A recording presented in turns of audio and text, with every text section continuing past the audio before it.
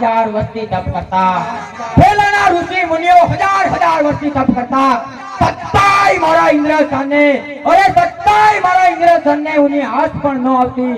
આ કોણ તારા માથાનો માનવી લાગ્યો છે કે ફક્ત ને ફક્ત તારા 3 દિવસમાં મારી આખી ઇન્દ્રધાન ડોલાવી રહ્યો છે? તો લાવ મારી ઇન્દ્રપુરીની અંદર તારે તપાસ કરું.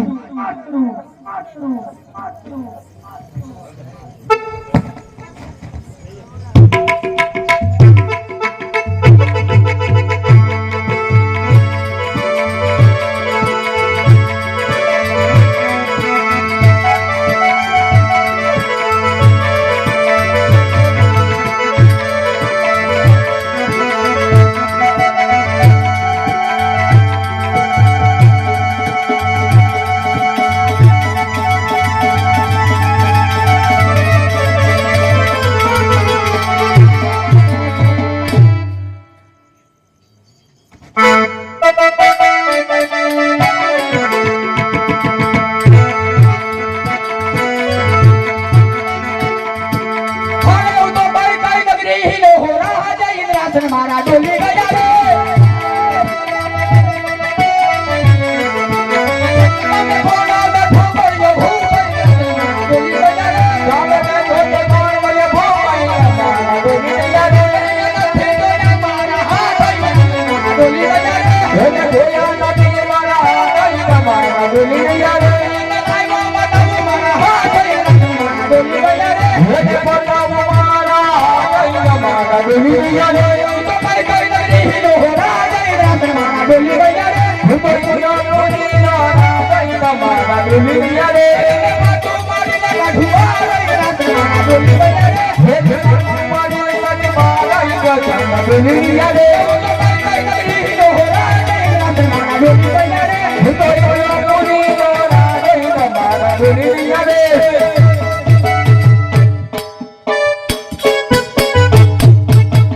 અરે હા સામે એક મંદિર દેખાય છે ત્યાં એક પૂજારી ભક્ત તપ કરી રહ્યો હોય એવું લાગે છે તો એના જ કારણે મારી આખી ઇન્દ્રિય પૂરી ડોલી રહી હોય તો લાવ મારી એક જ તલવારના ઝાટકે તેનું પ્રાણ પણ ખીલું ઉડાડી દઉં અરે નહીં ઇન્દ્ર નહીં જો કોઈ બ્રાહ્મણનો પુત્ર હશે તો મને બ્રહ્મ હત્યાનું પાપ લાગશે માટે જ્યારે દેવલોકમાં સભા ભરાણી ત્યારે દેવ બ્રહ્માએ કીધું તું હે દેવ ઇન્દ્ર જ્યારે સંકટ પડે ત્યારે મને યાદ કરજે તો લાવ ભર સંકટ કે દેવ બ્રહ્માને યાદ કરું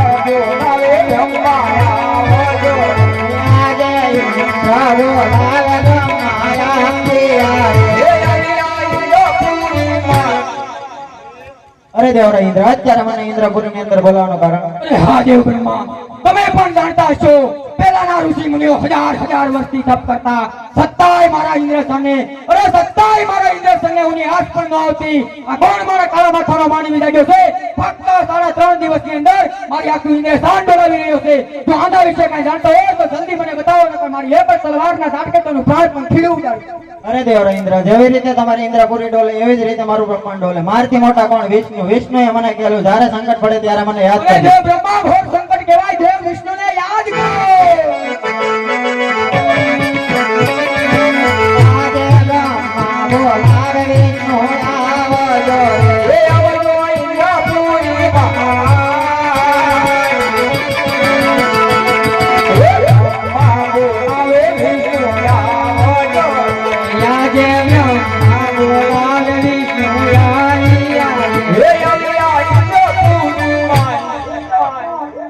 બ્રહ્મા અત્યારે બોલવાનું કારણ દેવ ઇન્દ્ર બોલાવે એ દેવરાજ ઇન્દ્ર અત્યારે બોલવાનું અરે હા દેવ વિષ્ણુ કદાચ તમે પણ જાણતા હશો પહેલાના ઋષિ મુનિઓ હજાર વર્ષથી તપ કરતા અરે પહેલાના ઋષિ મુનિઓ હજાર વર્ષથી તપ કરતા સત્તાય મારા ઇન્દ્ર સામે અરે સત્તાય મારા ઇન્દ્ર સામે ઉની આંખ પણ ન આવતી આ કોણ કાળા માથાનો માનવી લાગ્યો છે કે ફક્ત 3.5 દિવસની અંદર અરે ફક્ત 3.5 દિવસની અંદર મારું આખું ઇન્દ્ર સાન ડોલાવી રહ્યો છે જો આના વિશે તમે કઈ જાણતા હો તો મને જલ્દી બતાવો નકર મારી એક જ તલવારના ઝાટકે તેનું પ્રાણ પણ ખીલું ઉડાડી દઉં નહીં દેવરાજ ઇન્દ્ર શાંત થાય જેમ તારું ઇન્દ્ર ડોલે છે તેમ જ મારું વૈકુંઠ ડોલે છે મારથી મોટા કોણ કે દેવ ભોળાનાથ એને મને કહ્યું જ્યારે સંકટ પડે ત્યારે મને યાદ કર અરે દેવ વિષ્ણુ ભર સંકટ કહેવાય ભોળાનાથને યાદ કરો આજે વિષ્ણુ બોલાવે ભોળાનાથ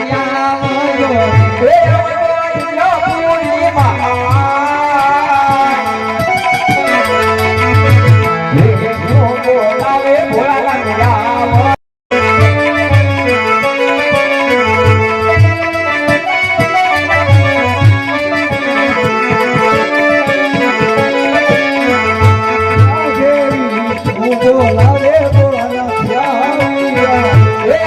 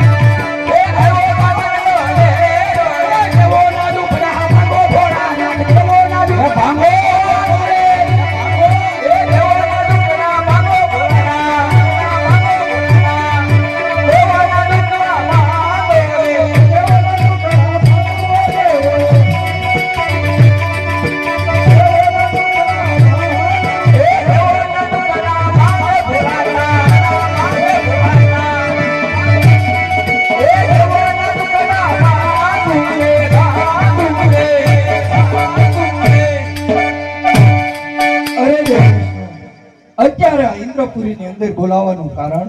દેવરાજ ઇન્દ્ર બોલો. અરે દેવ ઇન્દ્ર, અત્યારે ઇન્દ્રપુરીની અંદર બોલાવવાનું કારણ? અરે હા ભોળાનાથ, ઇન્દ્રપુરીની અંદર બોલાવવાનું એક જ કારણ, શાયદ તમે પણ જાણતા છો કે પહેલાના ઋષિ મુનિઓ હજાર વર્ષથી તપ કરતા, છતાંય મારા ઇન્દ્ર સામે ઉની આસ પણ ના આવતી. આ કોણ તારા માથાનો માનવી લાગ્યો છે કે ફક્ત તારા 3 દિવસની અંદર મારું આખું ઇન્દ્ર સ્થાન ડોલાવી રહ્યો છે? જો આના વિશે તમે કઈ જાણતો હો તો મને જલ્દી બતાવો, નહીંતર મારી એક જ તલવારના ઝાટકે તેનું પ્રાણ પણ છીનવી ડાળી દઉં. અરે દેવ ઇન્દ્ર, તમે શાંત થાઓ. ઈ કોઈ તમારા ઇન્દ્રાસનની લાલચે આવ્યો નથી. ઈ તો એક મારો લાડીલો અને પ્રેમાળ ભક્ત છે. માટે હે ઇન્દ્રદેવ, તમે શાંત થાઓ. શું કીધું ભોળાનાથ? લંકાપતિ રાવણ, અરે લંકાપતિ રાવણ તારે શોક વાટિકામાં સીતા માતાનું હરણ કરીને લઈ ગયો. ત્યારે પણ તમે કીધેલું કે મારો લાડીલો ને પ્રેમીલો ભક્ત છે, જાઓ એના ભક્તોના જ થાપો માર્યો હશે. અરે ઇન્દ્રદેવ, શાંત થાઓ. હું આ ઘણીયા એનો કોઈ પણ રસ્તો કરીશ. અમારા ઇન્દ્રાસનની લાલચે ઈ માણસ આવેલો નથી.